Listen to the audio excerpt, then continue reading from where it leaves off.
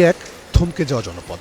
সড়ক আছে, কিন্তু তা যেন তৈরি হয়েছে নিত্যপণ্যের দোকান আর পার্কিংয়ের জন্য।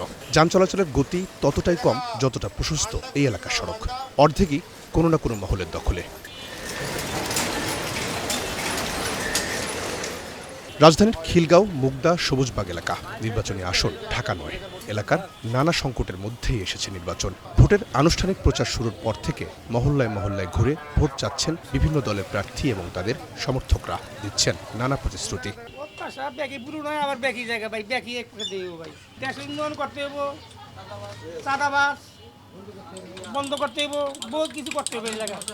শান্তি, দেশের শান্তি, সমাজের শান্তি, দলদের শান্তি, যেমন ঝগড়া বিবাদ না হয়, শান্তি পরিবেশ দিতে পারে, তা দিয়ে আমরা ভোট দিব। আগের যেই সরকার ছিল ওনারা তো একটু অন্যরকম সরকার ছিল, এই কারণে দেখা গেছে ওনারা কাজ কামের দিকে ওরকম হয় নাই আমাদের এই এলাকায়। লাইফে কখন কি হয় গ্যারান্টি আছে? তাই ইন্স্যুরেন্স করুন সিটি ব্যাংকে, কারণ ইন্স্যুরেন্স করলে সিটিতে সুরক্ষা পাবেন নিশ্চিন্তে। স্থানীয়দের অভিযোগ, ঢাকার প্রাণকেন্দ্রে অবস্থান করলেও অজানা কারণে এখনও বেশ অনুন্নত এখানকার মানুষের জীবনমান। তাদের প্রত্যাশা, ত্রয়োদশ জাতীয় সংসদে যারাই এই এলাকা থেকে প্রতিনিধিত্ব করবেন নজর দেবেন এলাকার উন্নয়নে। যাত্রী থেকে রিকশার সংখ্যা বেশি, যে কারণে এই রোডটা আসলে এটা তো আমাদের বের হওয়ার রোড, এই রোডটা সবসময় জ্যাম থাকে। আমাকে এই রাস্তাটা আগে ছিল 35 ফুট, এখন হয়েছে 18 ফুট। এই রাস্তায় 24 ঘন্টা জাম লাগছে, এটা হলো সবচেয়ে বেশি সমস্যা। জুলাই আন্দোলনকে বিক্রি করে এমপি হবে, বড়লোক হবে বা সুবিধা ভোগ করবে, আমরা এরকম চাই না। যোগ্য প্রার্থী তাকে ভোট দিব, এনসিপি থেকে দাঁড়াচ্ছে তাকে ভোট দিব। মোটা দাগে এই এলাকায় এবারের জাতীয় সংসদ নির্বাচনে প্রতিদ্বন্দ্বিতা করছেন এনসিপির সাবেক নেত্রী তাসনিম জারা আর দলটির বর্তমান নেতা জাবেদ রাসিন। নিজেদের এমন মুখোমুখি অবস্থানের মধ্যে বিএনপির প্রার্থী দলটির জাতীয় নির্বাহী কমিটির সদস্য হাবিবুর রশিদ হাবিব। নির্বাচনী প্রচার শুরুর পর থেকে এলাকায় এলাকায় ঘুরে মানুষের জীবনমান উন্নয়নে কাজ করার প্রতিশ্রুতি দিচ্ছেন এনসিপি প্রার্থী রাসিন।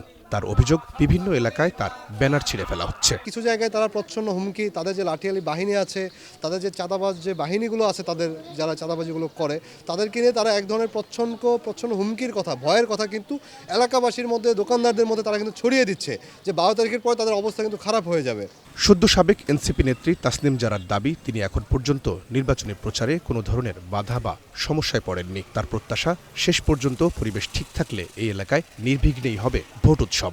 ঢাকার অন্যান্য অনেক অঞ্চল অনেক উন্নত হয়ে গেছে, কিন্তু ঢাকা ৯-এ আমরা সেরকম দেখতে পাই নাই।